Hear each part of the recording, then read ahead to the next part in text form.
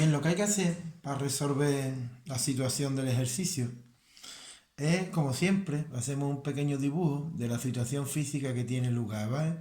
Pintamos el pozo a una cierta profundidad, la llamamos H, que esto es la incógnita, lo que nos pregunta, abrimos interrogación, esa sería la incógnita, y ponemos el origen de referencia donde nos convenga. ¿Dónde lo pondremos? Lo pondremos arriba en el orificio del suelo desde donde sale, o lo ponemos abajo del pozo, pues donde arbitrariamente queramos. En principio lo vamos a poner arriba del todo, en el origen, ¿vale? Ponemos el origen en el suelo, aquí, por lo tanto la I sub 0 es 0 metros, ¿vale?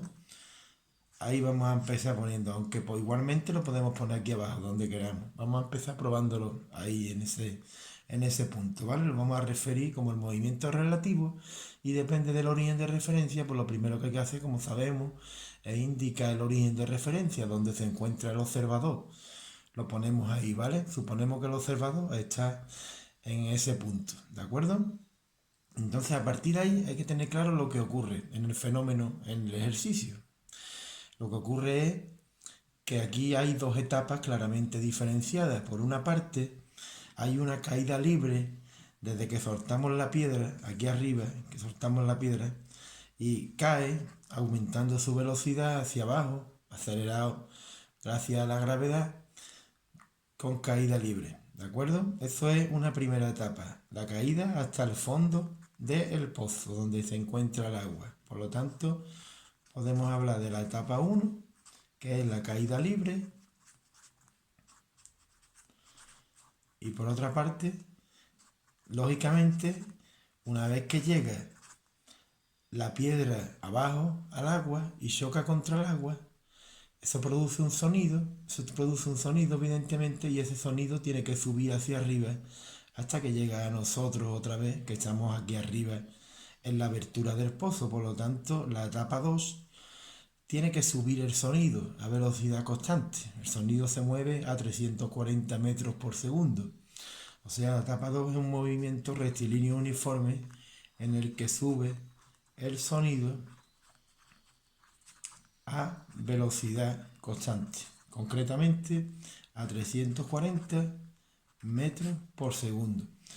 Entonces ese es el primer paso, ¿no? Darnos cuenta de las dos etapas y exponer las ecuaciones generales de cada una de las etapas. Voy a tratar primero la etapa 1 y después trataré la etapa 2. La etapa 1, que es la caída libre cuando cae la piedra desde el origen de referencia, arriba del todo, hasta abajo del todo, donde está el agua, en el fondo del pozo, ¿de acuerdo? Entonces, esa primera etapa de caída libre se caracteriza porque es un MRUA en el que la aceleración es la gravedad, de valor 9,8 metros por segundo al cuadrado. Entonces planteamos la ecuación, ¿no? En este caso lo que está variando es la altura y la velocidad. La altura I es igual a la altura inicial, I sub 0, más la velocidad inicial por el tiempo, menos, porque la gravedad es un vector que apunta hacia abajo, lo dibujo aquí, menos un medio, por criterio de signos, la gravedad hemos dicho que la ponemos negativa porque va para abajo, menos un medio por la gravedad y por el tiempo al cuadrado. Esta sería la ecuación de movimiento de la altura en MRUA, en la caída libre, desde que lanzamos el objeto arriba hasta que llega abajo al fondo del pozo, donde se encuentra el agua, ¿no? Entonces, de aquí conocemos que la I sub 0 vale 0, la altura inicial, porque se lanza desde el origen. La V sub 0 también vale 0, porque se deja caer. Si se deja caer, sale sin velocidad inicial. Y por tanto, tenemos que la altura, que la podemos llamar I, que en este caso es menos H, cuando llega aquí abajo, la altura es menos, o I, si queréis ponemos I, y igual a menos un medio por la gravedad y por el tiempo al cuadrado. Hemos llegado a esta conclusión y eso significa que cuando recorre una altura, cuando I es igual a H, la altura h, la pongo negativa porque sería un vector que va para abajo, le pongo signo menos, es igual a menos 1/2 por la gravedad por el tiempo al cuadrado. Con lo cual observamos que este signo menos con este signo menos se cancela, se va, ¿vale? Porque menos entre menos es más. Entonces tenemos que la altura 1 o la altura h de la primera etapa, es decir, la profundidad del pozo, es igual a 1/2 por la gravedad y por el tiempo de la primera etapa, que lo vamos a llamar T1, ¿vale? Porque es de la primera etapa la caída libre, la bajada al cuadrado de aquí. Y llegado a este punto, rodeamos como siempre, recuadramos la ecuación de movimiento, porque de ahí sale todo, ¿de acuerdo? Luego ya tenemos una ecuación. Ahora vamos a la segunda etapa. Estudiamos el movimiento de la etapa 2. ¿Cuál es la etapa 2?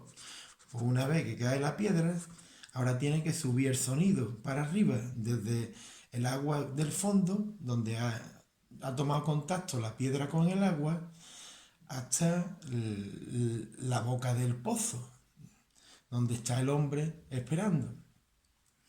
Entonces ese movimiento es un movimiento rectilíneo uniforme, porque la velocidad es constante. Habría que recordar también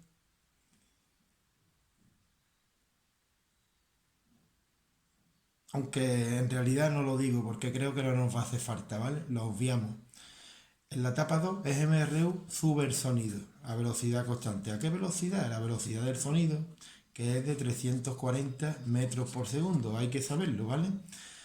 Entonces, como es un MRU, planteamos la ecuación del MRU. X igual, o en este caso Y es igual a I sub 0 más velocidad por el tiempo, ya que el movimiento es en el eje Y a velocidad constante. Entonces I es igual a I sub 0 más la velocidad por el tiempo. La I sub 0 vale 0. La ordenada, digamos, la posición inicial, que es la altura inicial en este caso. Y tenemos que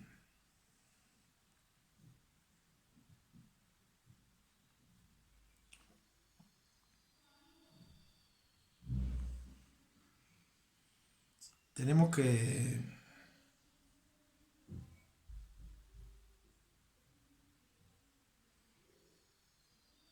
la altura h es igual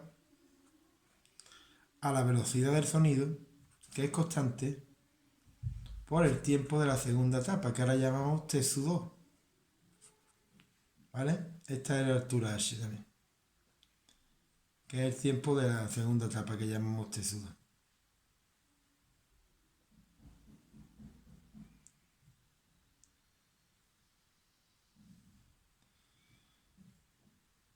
Con lo cual llegamos a esta expresión, ¿no? El siguiente paso sería darnos cuenta que como la altura 1, la profundidad del pozo es igual a esto, y por otra parte la profundidad del pozo es igual también a esto, pues igualamos los segundos miembros de la ecuación, porque deben ser iguales. Si los primeros son iguales, los segundos también, ¿no? Entonces queda un medio de g t1 cuadrado, que es igual a v por t sub 2. Aquí tenemos una ecuación en la que tenemos dos incógnitas. Ahora mismo no se puede resolver, pero tenemos más información. ¿Qué información tenemos? Que sabemos que el tiempo que tarda la etapa 1 más el tiempo que tarda en regresar el sonido a velocidad constante la etapa 2, el tiempo total desde que se tira la piedra hasta que llega el sonido es de 3 segundos. Por lo tanto tenemos una segunda ecuación que relaciona los tiempos de las dos etapas, con lo cual ya podemos relacionar la T sub 1 con la T sub 2, deja de ser incógnita y ya sí que tenemos una ecuación y una incógnita que sí se puede resolver, ¿vale? Entonces a partir de aquí en matemática esto habría que despejar. Por ejemplo, T sub 1. T sub 1 es igual a 3 menos T sub 2. Y despejamos en la ecuación un medio, g, en vez de T sub 1 al cuadrado, pues pondríamos 3 menos T sub 2 al cuadrado. Y eso es igual a V, la velocidad del sonido, por T sub 2. Y a partir de aquí es matemática, ¿vale? Espero que sepan ustedes resolver el reto, ¿vale?